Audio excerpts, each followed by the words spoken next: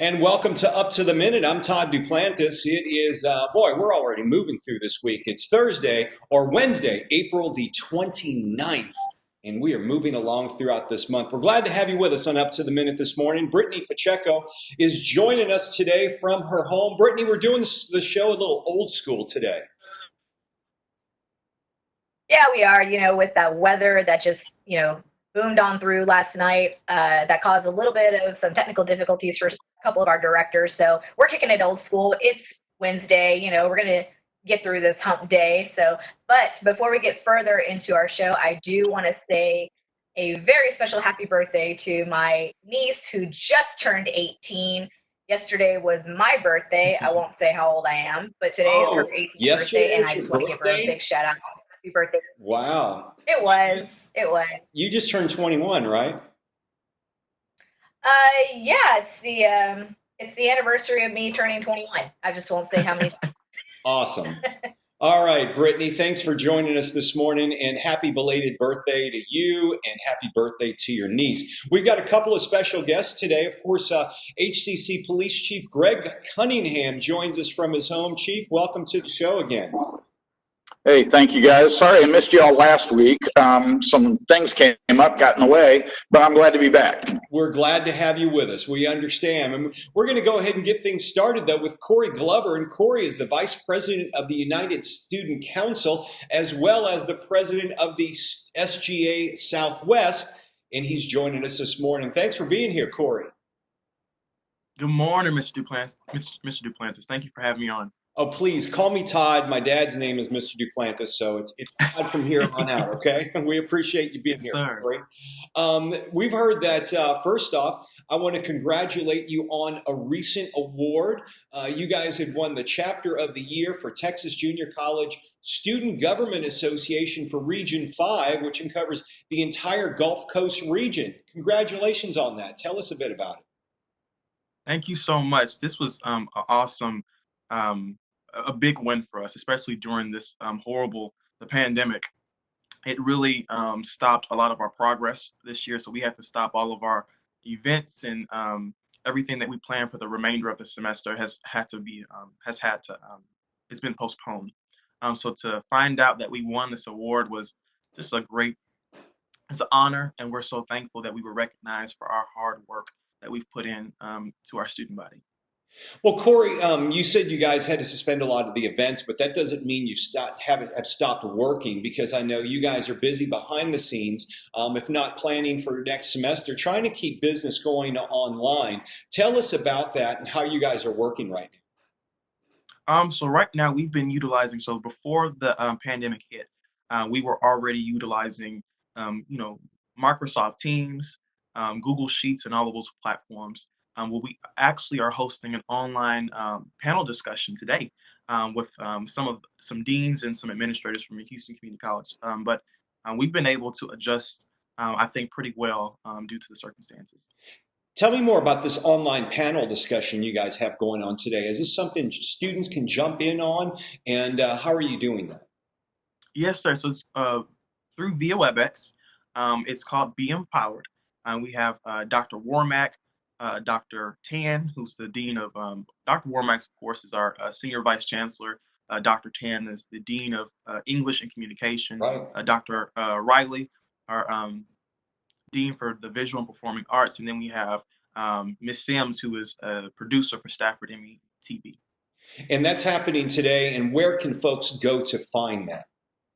So people are able to go, let me see if I can get we sent out this information via social media, but there's a key. Well, Cory, what we can do is we'll make sure we'll put the link in this social media post so folks can visit it. But the idea is, what time is it today? Because you're trying to get students to jump on to share their opinions and to get an idea as to what's going on across the college. It's 11 a.m. So right after this show cuts Awesome. off, that's when the event, the panel discussion begins.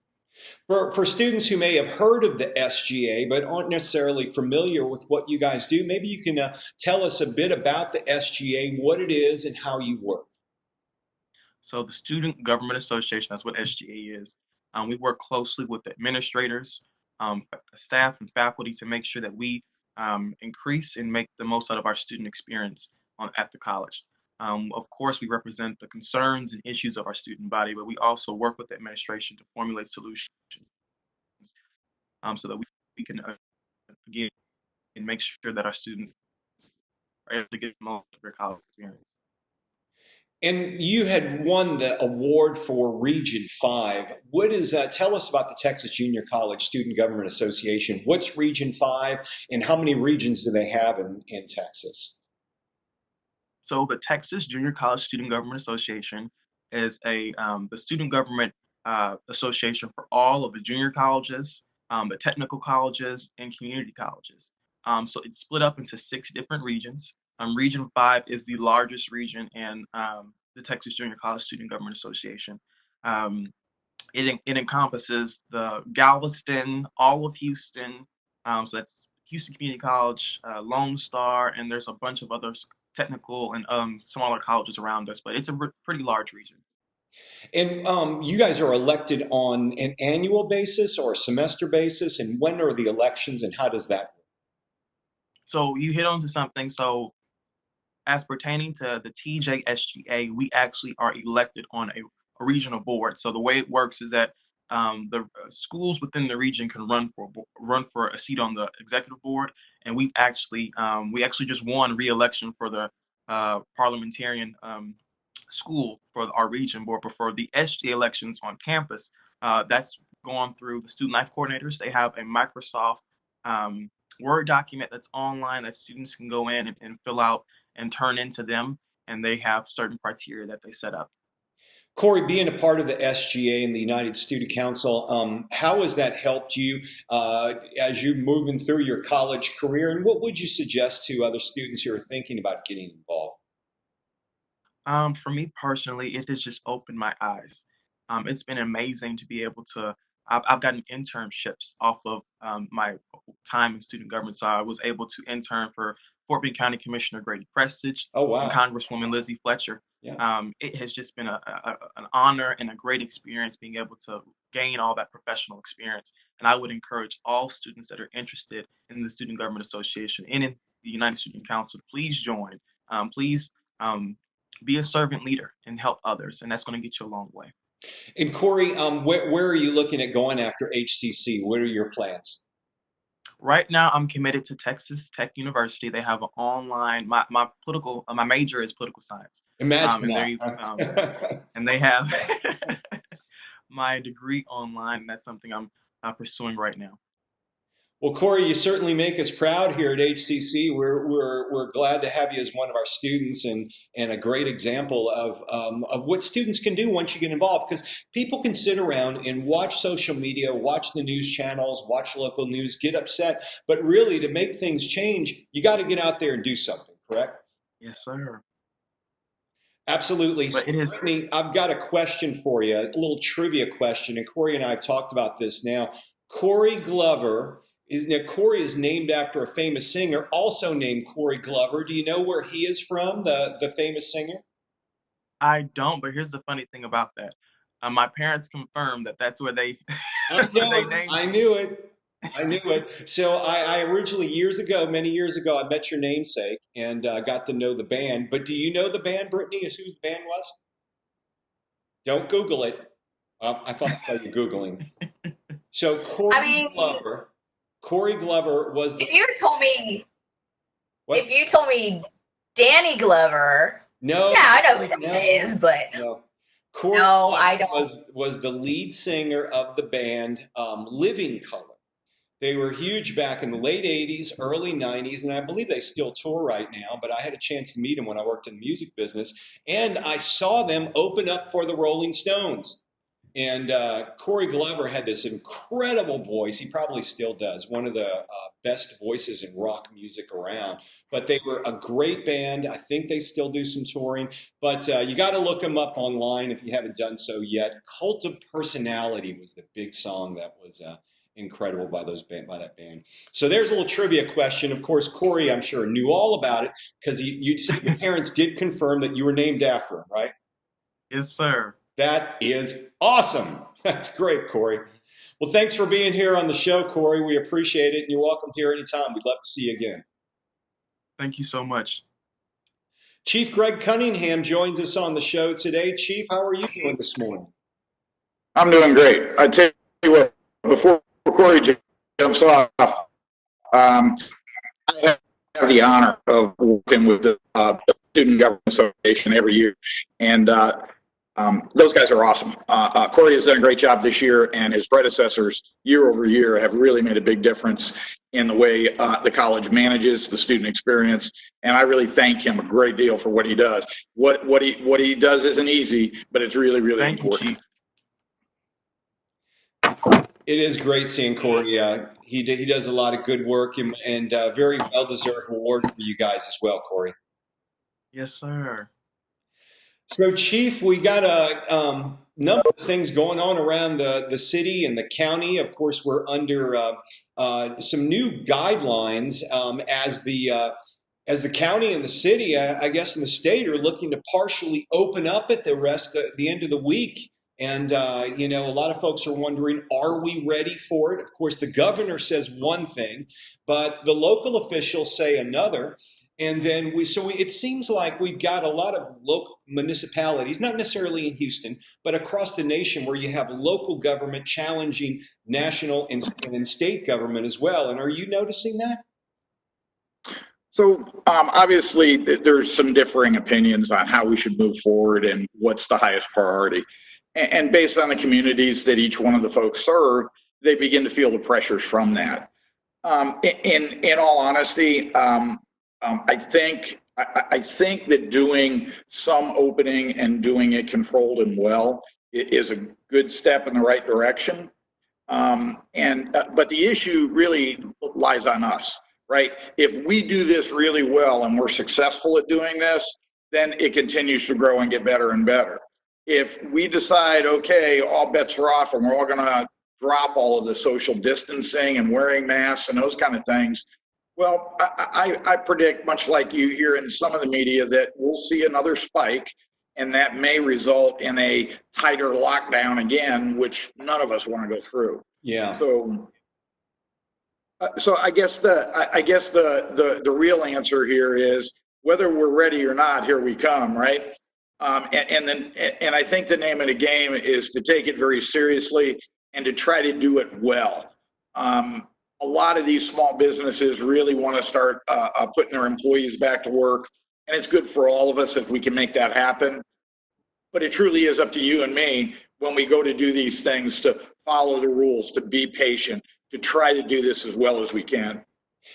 Chief, there's got to be a lot of challenges to policing during a pandemic like this. Maybe you can tell us about some of the challenges of your staff and what you've noticed on a national level, because I know the Washington, D.C. police chief recently came out talking about some challenges that they're facing as well. Yeah, I think the challenges for police are pretty common across the nation, and we're doing the exact same thing, right? We're suffering from all of those same things. The big piece here is about managing the emergency. I think the police chief in D.C., name is Peter Newsman. Good guy. I've heard him speak. I don't know him personally, but it's about managing attendance, if you will, right? As police officers go out and do their job and they interact with the community, obviously they're at a higher risk of exposure than those people that are able to stay at home or work from home and be remote. And it's really about police chiefs trying to manage the exposure level. And then when someone is exposed, to react to that really well, so that what we can do is we can limit it or confine it to 1 or 2 or 3 people. So it's led to some very draconian processes and procedures, right? We don't have a police car for every officer, so cleaning police cars between shifts. And when you interact with the public, how we can protect both the public and the police officer is a constant effort. Well, you brought up a good point there because you're looking to protect the public and do your job, but now you're adding on these things, and a lot of businesses and agencies are having to do the same thing with this new disinfecting after you deal with the public, or really when you're leaving a shift. For your guys alone, is that taking up a good deal of time with what they're having to do as these extra precautions are being set? Well, the extra precautions are a little more tedious than you might think. But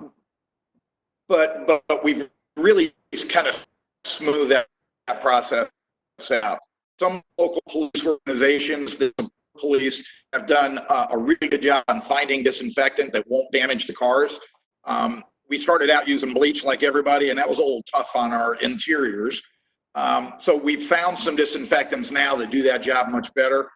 I can't tell you the name of them. I wish I could. But sanitizing the car between every use. In the unlikely event we have to put someone in the car, either a prisoner or a passenger, we sanitize as soon as that's done. So it does take up a little bit of time, but we've gotten really efficient at it. Chief, one thing I want to talk to you about, because you see some reports that a lot of folks are wanting to own guns these days, and at the same time, you're seeing that more people are being careless with guns, especially when they're boarding airplanes. What is this all about?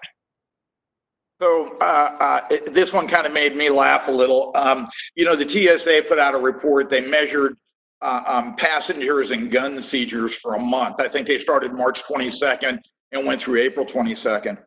And over that period of time, they found 58 guns, which doesn't sound like a lot because normally they find 300 guns over a period like that. But when you factor in the number of passengers, because obviously air travel has dropped off significantly, what ends up happening is they have almost 3 times the number of passengers carrying guns as they do normally. So as our public service announcement to the world, ladies and gentlemen, because COVID is here, it doesn't suspend the rules. You got to pay attention. If you're getting on an airplane, you can't bring weapons with you. Do you think that's just somewhat people just having their minds somewhere else, or do you think people are just thinking that they can get away with it at this time? Well, I think a couple of things happen because it's happened to me. I went to get on a flight and I had a knife in my pocket, and I had the knife in my pocket because I carry that knife with me everywhere, right? And I stripped off all the stuff I wasn't supposed to bring, and I just overlooked it. What's happening now, where people are now permitted to carry guns legally in the state of Texas, what happens is if you carry it every day, you kind of stop thinking about it, right? And so I'm hoping that this is just absent-mindedness, under pressure to get on the plane, and of course all the pressure to protect themselves and their loved ones. Getting on a plane right now is kind of a scary thing anyway. So I hope it's that, and it's not people consciously trying to beat the system. You sure hope so. And folks, get it together out there. We always know we can't bring guns on planes. So let's get our act together with that. Chief, thanks for being here today. Good to have you back on Wednesdays with us. We enjoy having you here every Wednesday morning. And I look forward to it. You guys, thank you for what you're doing, and please be safe and have a great day. Thanks, Chief. And we've got Brittany Pacheco back joining us again. Brittany, I'm going to have to give you a bad grade on the music trivia question today. Didn't quite go as planned. I thought you would be right on board with it. It's not entirely fair when you select a group that was from the late 80s, early 90s, when I was a child. Well, you were a big group. You weren't around when the Stones got together, but you know who they are, right? Well, I know of them because my older siblings listened to them and my parents, but I'm not 100% sure if they knew Living Colour or listened to Living Colour, but it's okay. It's quite all right. I mean, was it Billie Eilish? She had no idea who Eddie Van Halen was, but that's quite all right. You mean Billie Eilish? Yep. There you go. I'm going to have to give you a bad report on that now, Eilish, tomato. So, Welcome back to the show. Have you been noticing any questions or any trends you've seen in social media over the last couple of days?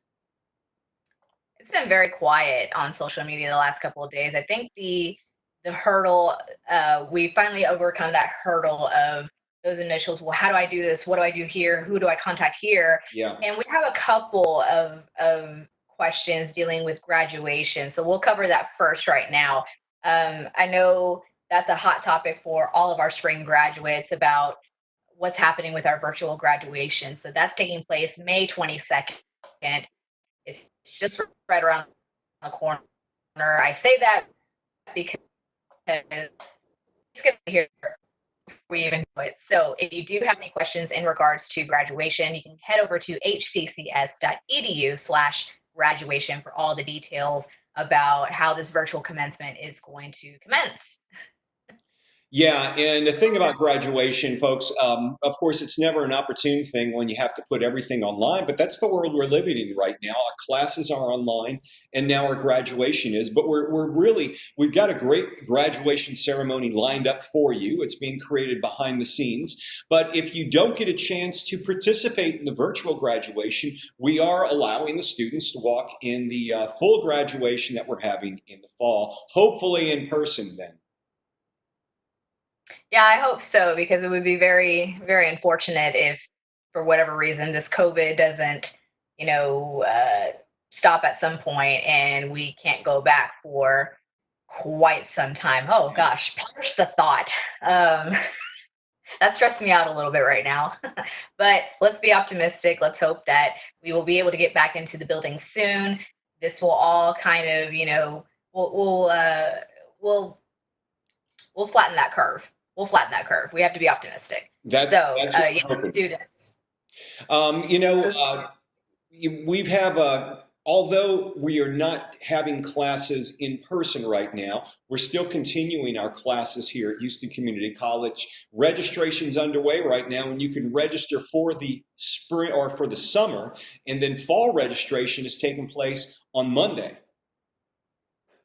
That is correct. So yes, summer 2020 courses can be found at hccs.edu/now. Registration is underway. Be sure to check out those course listings before all those classes are filled. But not to worry, if the course is not available in summer, we will be opening our fall registration on Monday, May the 4th.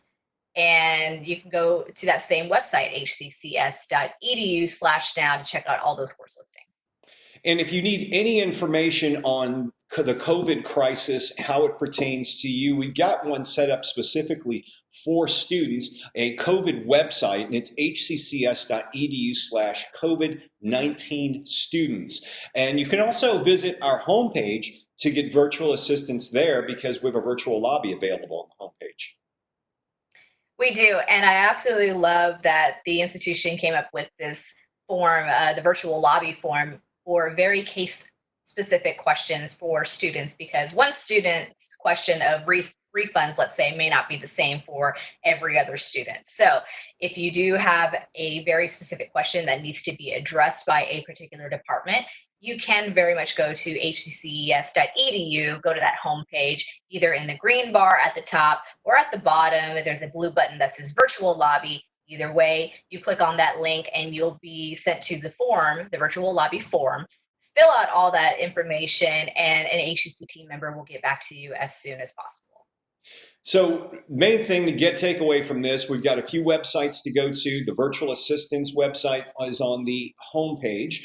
You have hccs.edu/health-notice for all the COVID information. And then if you want information on graduation, you can visit hccs.edu/graduation. So Brittany, did you lose power overnight? We had some crazy storms going through this morning. I'm assuming we lost power temporarily. I only say that because my alarm clock is flashing right now. I haven't gone to reset it.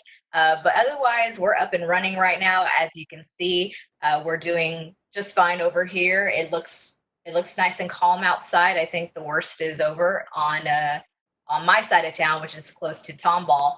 So we're okay over here. How about you, Todd? Well, we did lose electricity for a little while. I wake up early and my alarm goes off probably around 5-ish or so, and I get up and it's just dark as could be in the house, but I see the lightning coming in, and then I look next to me on the bed or right on the ground, and there are the two dogs sitting there because they do not like lightning and thunder and all that. So I got up, went to go make coffee, and realized the electricity out, but the electricity came back on almost right away. Luckily, we didn't lose cable or internet because we wouldn't be able to do this today. But from what I can tell, a lot of our folks at HCC and even some of our workers with HCCTV, our colleagues, are without power, without internet service. So I know it really moved through fairly quickly and pretty powerful this morning. When it rains, it pours. But Yeah, just kidding. Bad joke. But before we head off, Todd, I do want to share some exciting student life events that are happening today, Wednesday, April 29th. There's a couple of things going on. So every Wednesday, Student Life hosts a bingo night starting at 7 p.m. So you can go to our site, our Facebook site, which will post a graphic in due time, and you can take a break and play bingo. I mean, that's fun, right? You have a chance to win a $25 gift card. So incentive right there, right? Yeah, bingo's huge, especially in certain areas of town. But I know near us, we got this church at near Memorial Park, and they've been doing bingo, and they're always popular there. So you can play bingo online, and we will do it through student government. They've also got the thing Cory was talking about at 11 a.m., and we'll post that website through here where you can go join them. And it looks like it's going to be through the Student Life. So if you go to our website, search Student Life, you can get the link for the 11 a.m. Empowerment, I think it's called, Empowerment seminar that they're doing through Webex. Well, another thing that SGA is hosting this evening is a yoga session. Oh, there you go. So for everyone out there who may be feeling a little bit stressed out about work, school, the weather, whatever it is that it may be, you are invited to participate in an online yoga session. So we'll be sure to put that information on our social media pages. That way you can participate. The last thing I want to say, and this is happening all day today, on Instagram, if you use hashtag HCCRipTheRunway, we want to see your fashionable statements because it's just fun. Why not? Yeah, you know, why not? most of us are living in pajamas. I myself am living in t-shirts and leggings because comfortable. Yeah, why not? Hey. But we want to see how you show your fashionable side, and it can be anything traditional, artistic, cultural. We want to see it. So be sure to use the hashtag on Instagram. And again, that's HCCRipTheRunway. Be sure to also use our hashtag we are at HCC on Instagram all day today so we can see your fashionable, savvy apparel and represent your culture. And if you're watching us on Facebook here, make sure you share it. We'll post this video again in Facebook later on today. It'll also be on YouTube as well. And please do subscribe to our YouTube channel so you can get all of the notifications of our live videos. Brittany, that about wraps it up for today. Thanks for being here. Thanks for having me, Todd. And thank you, everyone, for joining us on Facebook Live. We appreciate you being here. Like our page, subscribe again to our YouTube channel, and help us grow our audience. Absolutely. Now, tomorrow we've got some special guests. You know, Dr. Melissa Gonzalez, the president of HCC Southeast College, will be joining us on here.